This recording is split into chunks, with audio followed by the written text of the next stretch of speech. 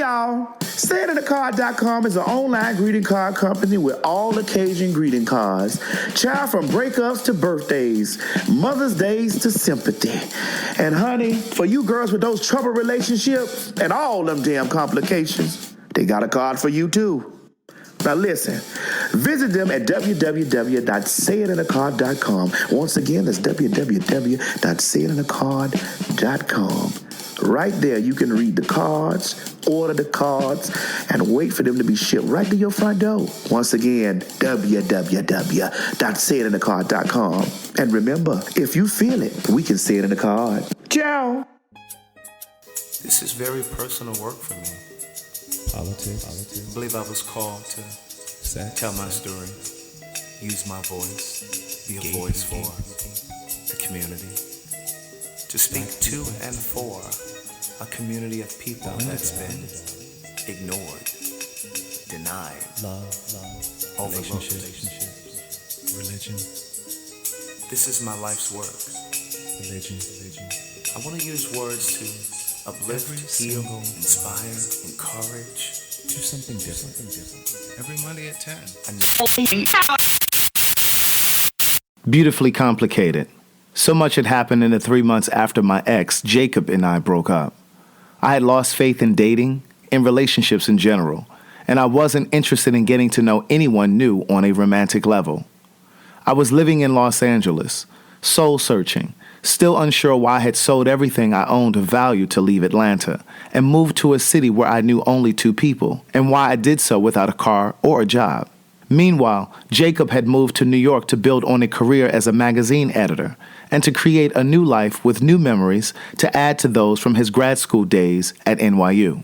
Before Jacob and I ended our relationship, we talked about moving to Los Angeles together, but he later thought a move to New York would better suit us both professionally. He as an entertainment journalist, and me as a playwright. Yet, there I was in Los Angeles, unsure what my next steps would be. 1 week after our relationship ended, Jacob was offered an executive editor position at a national entertainment magazine.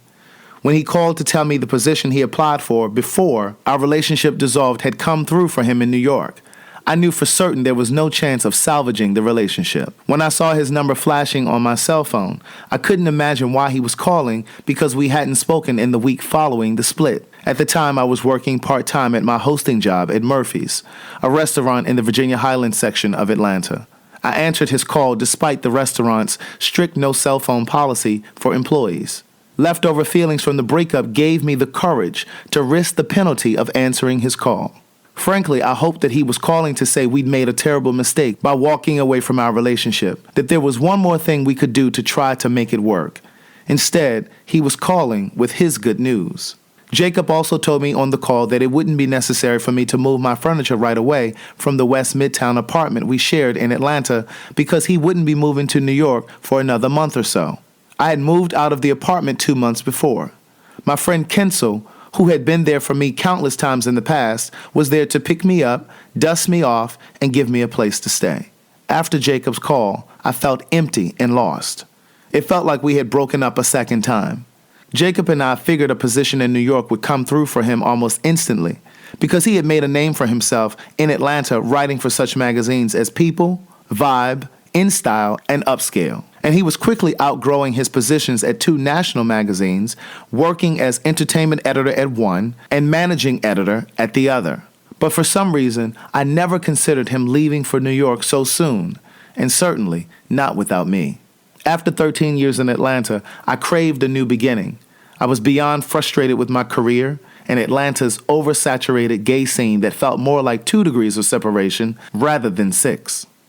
When Jacob told me about his new position, part of me believed he called only to rub it in my face because his competitive spirit could go from friendly to surly in the blink of an eye. And he knew how desperate I was to leave Atlanta. In the weeks that followed our breakup, I was flooded with thoughts about how things had played out between us. I was talked into a relationship with Jacob before I felt we had allowed adequate time to date. When I started going out with him, I was still recovering from the fiasco with Raylan, a guy I dated who burglarized my apartment 2 years prior. When it came to allowing someone to get close to me, I was beyond cautious, even though I had known Jacob from a distance for years, and we shared a handful of mutual friends. I was still jarred by the experience with Raylan and slightly jaded. Sure, I pursued dating Jacob initially, but I entered into that relationship prematurely because I didn't want him to think I was still interested in dating other people or that I wasn't really serious about a commitment with him. The truth is, there were stages of development that we needed to reach before we graduated to the commitment stage, but we bypassed those and skipped steps. On paper, Jacob and I were perfect. We made sense. We were both writers. We enjoyed traveling, discovering new foods and restaurants, and we had similar lifestyle interests. Nevertheless, we were different fundamentally, and I agreed to enter into the relationship before I was able to discover the vast differences that would ultimately cause the relationship to implode. Jacob and I were seated at Rare, a tapas restaurant in downtown Atlanta, when he asked a second time, "Craig, what are we doing?" He was ready for the relationship, but I wasn't ready for a title, a commitment. After I explained why we weren't quite ready, he shut down.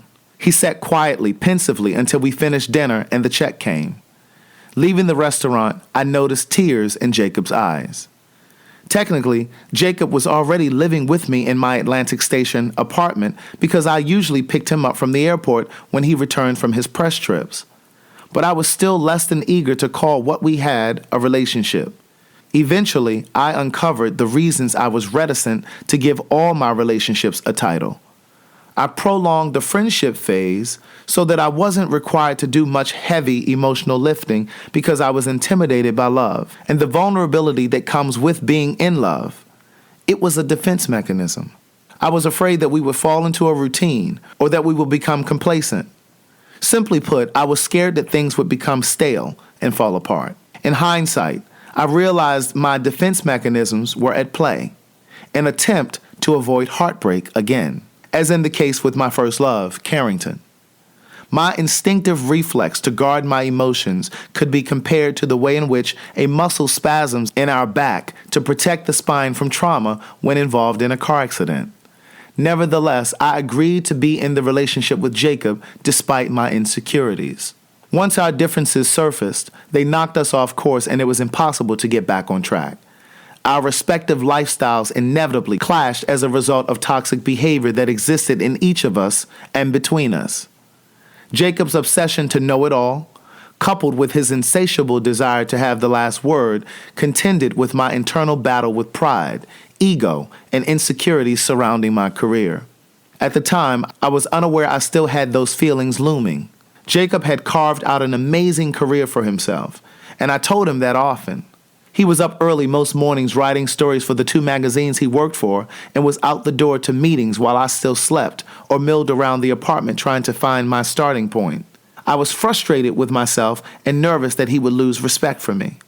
I wanted Jacob to be as proud of the work I was capable of doing as I was of his work. But increasingly, I shrank in our relationship. Oftentimes, I shut Jacob out of my thoughts. Naturally, he took my silence personally, and as a result, gave me the silent treatment in return. There was one particular aspect to Jacob's work that I no longer felt comfortable with, considering my circumstances. We would dress up several times a month in fancy clothes to dine on complimentary meals at expensive restaurants around town in exchange for a write-up in one of the magazines. Yet, at the time, I had difficulties managing my electric bill. Then there were the all-expenses-paid getaways to quaint hideaway luxury boutique hotel properties. It was exciting at first, but it felt like I was playing charades because I was barely getting by. I was in the middle of a financial crisis. Yet one weekend we drove a sky blue 2010 Phantom Rolls Royce to Charleston, South Carolina. Every month I was delinquent with my rental payment. And although Jacob had gradually moved into my apartment, I couldn't bring myself to ask him for help paying the rent. And initially, he didn't offer. Moreover, I no longer had the Honda Accord that my college friend Zoe graciously loaned me for 6 months after she relocated to Boston. She called to say her father would be taking over the car payments. Thus, she scheduled a car transport company to pick up the car from Atlanta to deliver it to her dad in Michigan.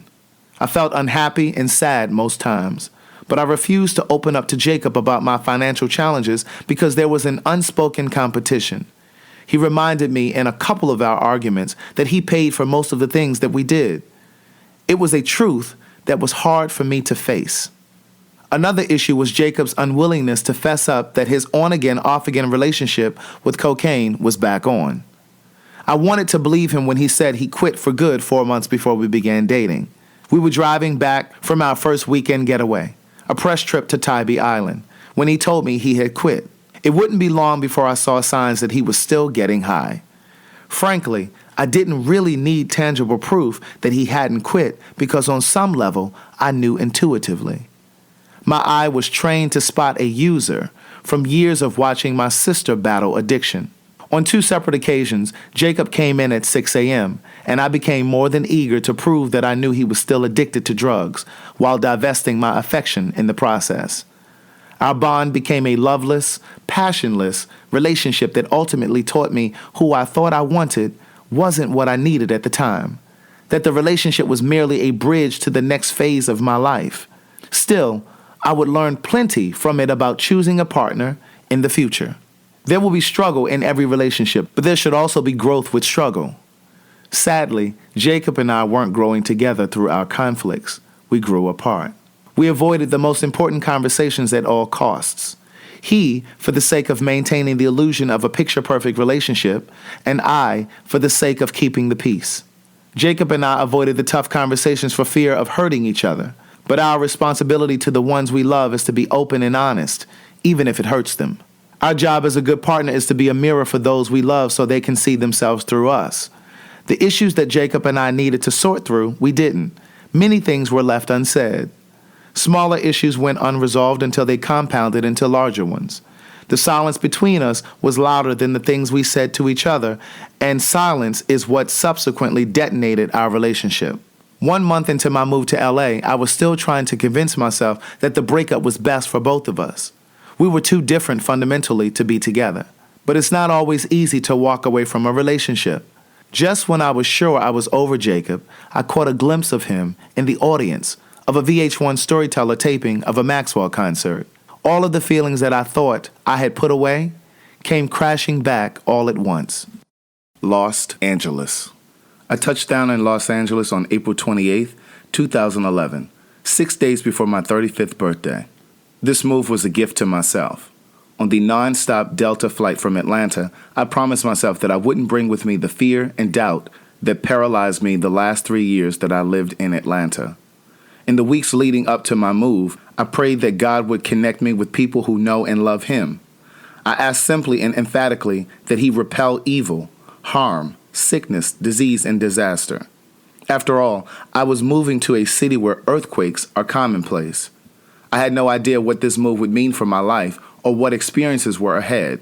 After the flight landed, I grabbed my luggage from the carousel. My friends Dash and Drew, who I met in Atlanta, were parked outside of baggage claim waiting in Dash's Ford Explorer. "Welcome to LA, bitch," Dash yelled. "Hey, Craig," Drew sang, while reaching for a hug from the passenger seat. "How you feel?" Dash said, looking back from the driver's side. "I feel good. I still can't believe I'm here," I said. "It's going to take some getting used to," Dash answered. "Hungry Smurf, I know you want to eat. I don't even have to ask that," Drew said. "Starving," I agreed. Dash and Drew were the only 2 people I knew in LA. My college friends from LA were now living on the East Coast. One of them had helped secure a place for me to stay rent-free at her parents' home in the Crenshaw district of Los Angeles. Dash and Drew had accompanied me to meet Tori's parents, the Smiths, when I visited LA just before my move. "Okay, we can go to the Magic Johnson's TGIF in Ladera Heights," Drew said. Dash and I met in Atlanta when I was 23, at our friend Gavin's barbecue. Gavin was a manager at Kenneth Cole in Phipps Plaza. I remember the first time we met. Gavin offered me his 50% employee discount when I ventured into his store. I had seen Dash at several of Gavin's past barbecues, but we never exchanged numbers. Our friendship was born after the Lifetime Network aired the Robert Townsend film, Jackie's Back, starring none other than Jennifer Lewis. Dash and I knew most of the lines from the movie. The lines I forgot, he knew, and vice versa. But he didn't mind getting into character to act out the scenes in front of all of us, in front of all of the guests at the barbecue. More than once, he provided the entertainment at Gavin's parties. Dash was a character, but he definitely wasn't ensconced in the gay scene. He maintained a healthy distance to keep balanced. Eventually, Dash pulled away from Gavin and that crew, partly because it was rumored that Gavin was pocketing the money we paid him for the shoes we bought from Kenneth Cole. At Kenneth Cole.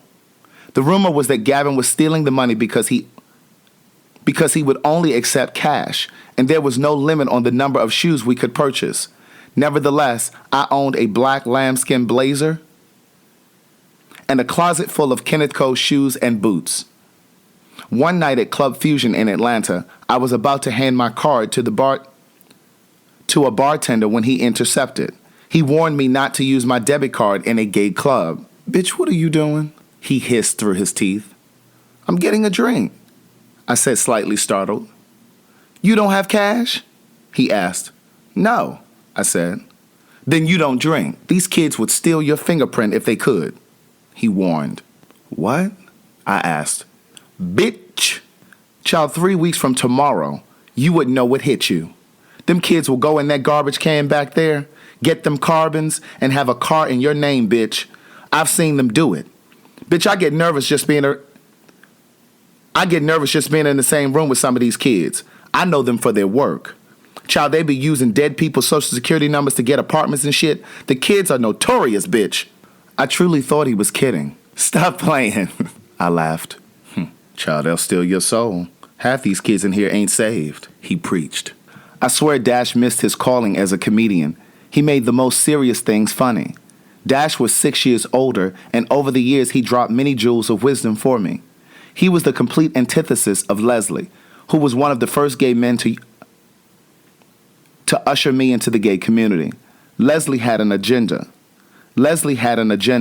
and he showed me all the negative sides of the life, which left me skeptical of everyone. Dash's intentions were golden. He was someone I could look up to, and he often reminded me not to get lost in the life or the trappings of Atlanta. Our friendship solidified on a weekend trip to Washington, D.C. for Gay Pride Memorial Day weekend in May 2000. Dash, a friend of mine named Nikwe, and I flew to D.C. together. The three of us met one of Dash's closest friends who flew into D.C. from Kansas City, Missouri, which was also Dash's hometown. We reserved 2 hotel rooms in Crystal City, Virginia. Nikwe and I shared one room since we had been friends longer, while Dash and his friend shared the other. The 4 of us pitched in to rent a Chevy Blazer for the lineup of weekend events. Dash towered over us and looked more like our bodyguard. Dash stands about 6 feet 4 inches tall, and his weight has fluctuated since we met. At one time, he worked out consistently with Nikwe and me in the gym, but fell off after getting down to his desired weight. He kept the weight off for a period, but slowly ballooned back to his original weight, plus a few extra pounds. Aside from the clubs, every night there were picnics in the park, an all-white attire party, and an impromptu invite from my mother to a family barbecue in Baltimore. "Caritha is having a cookout Saturday. What are you doing tomorrow?" she asked. My mom knew I was traveling to D.C. that weekend, and she was well aware that I was with some of my gay friends. Ironically, these were some of the same people she refused to meet when she visited Atlanta the previous Thanksgiving. I knew my Aunt Caritha would be okay with my friends coming with me to her cookout because she had already embraced me in an unexpected letter she sent just after I came out. But my mom still hadn't shown any signs that she was ready to accept my gay friends. "I don't know what we're doing just yet, but I can't just take the car and drive to Baltimore. I rented the car with 3 other people," I explained. "Well, they can come too." "Why can't they come with you?" she asked. There was a brief silence. I wasn't expecting her to extend the invite to my friends. "I'll ask them. I'll see what they say," I murmured. My eyes met Dash's. "We can go." Dash nodded. Dash had never met my mother, of course, but he knew my coming out story and what had occurred with Salim, the first man I loved after I came out. Once I trusted that I could tell Dash that Salim was HIV positive without fear of word traveling, I did. What I know for sure is gossip travels faster than good news, so I was very careful not to tell just anyone. "Craig, this gay shit ain't no joke, bitch. It's a character builder. It'll either make you or break you," Dash offered. His words were piercing. I didn't quite understand then why they felt so impactful, but I would understand in the years to come through my experiences dating and my friendship with the Hedebrinks, my core group of friends at one point. We were named after the sisters from the television show Amen because we were all degreed, gainfully employed, independent, and single without any decent relationship prospects on the horizon. This life had made and broke some of us, without a doubt. Dash and I had been friends for a couple years. For my 24th birthday, he hosted a birthday gathering for me and attempted to get Salim to come, but he was a no-show. 5 months had passed since Salim and I stopped seeing each other, and he was flaky at best in the remaining days that we spent together. So I knew without a doubt he wouldn't show up this time either. Salim called to wish me a happy birthday, and after we spoke, Dash took over the call. "Salim, why aren't you here? You know how much it would mean to Craig if you showed up," Dash said. I couldn't hear Salim's responses, but he obviously made up an excuse because the party ended and there was no sign of Salim anywhere. "You love that nigga, don't you, Craig?" Dash said. "Yeah." I smiled. "Craig, what do he look like? Is he fine, bitch?" Dash asked. "Oh, he's fine." I beamed. After losing his job in Atlanta, Dash eventually moved to Dallas, which resulted in him selling his townhouse back to the bank as a short sale. He accepted a job with a major hotel brand that he enjoyed working with but loathed his overbearing boss. Although we were no longer living in the same city, we remained friends. I flew to Dallas to visit him the weekend before the 2007 production of my play, A Day in the Life. And when he came to Atlanta on a visit from Dallas, I introduced Dash to Drew. Dash remained in Texas for about 4 years before relocating to LA to work with a skincare company. Now he and I would be living in the same city again. Drew and I met through our friend Kamani when she first moved from LA to Atlanta 6 years earlier. Kamani was with me the night I chased Raylan through the streets of Atlanta with a carjack for stealing my clothes. Drew had moved to Atlanta to expand her image consulting business. For many years, she made a living booking hairstylists, makeup artists, and wardrobe stylists to work with various celebrities. After Drew's business folded, she made the difficult decision to leave Atlanta and return to LA to accept a job with her best friend, an up-and-coming actor-comedian. It was in LA that Dash and Drew cemented their friendship because true friends are hard to come by in LA. And as they put it, LA is no joke. Once I made the decision to move to LA, I called Dash and Drew to share the news. "Are you sure this is really what you want to do?" I only say that because if you're having a rough time in Atlanta, Craig, you may really want to think about it. LA is not a game. It's hard out here and it's not easy to get connected to people. I mean, you have me and Dash, so that's a good thing. But at least in Atlanta, you know people, Craig. You have a network to lean on there. Drew said. "We don't want to scare you, but bitch, you definitely got to be ready. Your money got to be right. Shit is expensive here, bitch. They charge you extra for everything. Bitch, it's $8 for extra guacamole. And then you got crime." He hollered. "You stupid." I laughed. I have thought about it, though. My spirit is telling me it's time to leave Atlanta and LA is where I need to be. I've prayed about it. This isn't a rash decision. I've actually been putting it off for a while. I said. "Okay, well, if you've prayed about it, then go for it," Drew said. From LAX, the three of us laughed and talked on the way to dinner in Ladera Heights. Drew pointed out the Starbucks that appeared in the movie Something New, starring Sanaa Lathan, and I recognized Pan's across the street, the diner from the Tina Turner movie where Ike wanted Anna Mae to eat the cake. We got seated at TGI Fridays and began talking the moment we sat down. "So you know I gotta take you to all the good food spots, bitch. There's this Thai place on Hollywood Boulevard," Dash said. "Is it good, Dash?" I asked. "Bitch is a pig's pussy pork," he said, fluttering his eyes. "You are a fool," I said, laughing hysterically. "Dash, you are so stupid." Drew laughed too. But wait, they have these Asian singers that work there. They be up on this little stage. Bitch! He laughed uncontrollably. Some of the other customers in the restaurant that were seated near us turned to look at us because we weren't using our inside voices. "Dash, you so stupid. Finish the story." Drew laughed, shaking her head. "Bitch, wait. They can barely speak English. But bitch, they be singing R&B songs with this little keyboard. Bitch, I was so weak the first time I heard them." He laughed until his eyes watered. "But can they sing? How do they sound?" I laughed. "For real, all jokes aside, they do sound good. Their lips just don't match the words." He laughed. We ate and talked more about everything and nothing at all. We sat in the restaurant over 2 hours talking as if I was only in LA for a quick visit. Dash and Drew took the liberty of filling me in on the differences between people from LA and people on the East Coast. They advised me to take my time getting to know people since the City of Angels is known for opportunists and social climbers. According to them, people in LA aren't interested in genuine friendships. Rather, they're looking for a chance to advance their own careers. If they think they can use you, they'll keep you around. So I don't fool with too many people out here. I have a handful of close friends, that's it, Drew said. Right, but if they can't use you for something, they ain't got time for you, Dash said. And be careful about what you say to people, because this industry is real small, and you never know who knows who. They're just real funny out here, Drew added. I said. Case in point, I was hanging out with this guy one day, right? And he found out about a party while we were out, Dash said. Drew and I said in unison. So he asked me if I wanted to go, and I was like, yeah, that's cool. So he told me to follow him so we could meet a friend of his that was going. So we driving and my cell phone rings and he's like, man, I'm not gonna go. I changed my mind. But this motherfucker ended up going anyway. I found out later that the dude we were following said something about what I had on, Dash explained. Huh? I said. That doesn't make sense, Drew said. How did the guy know what you had on? I asked.